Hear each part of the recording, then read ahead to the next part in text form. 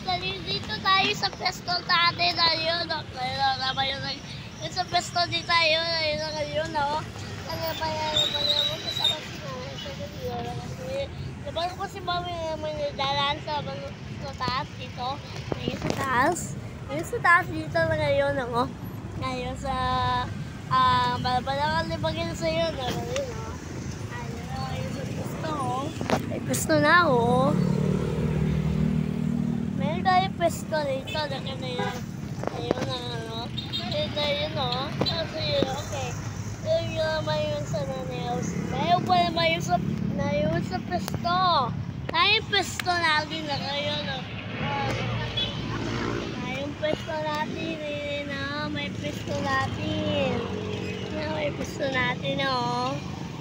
Ayun na yun. Ito yun, o. Okay, so don't forget to like, comment, subscribe.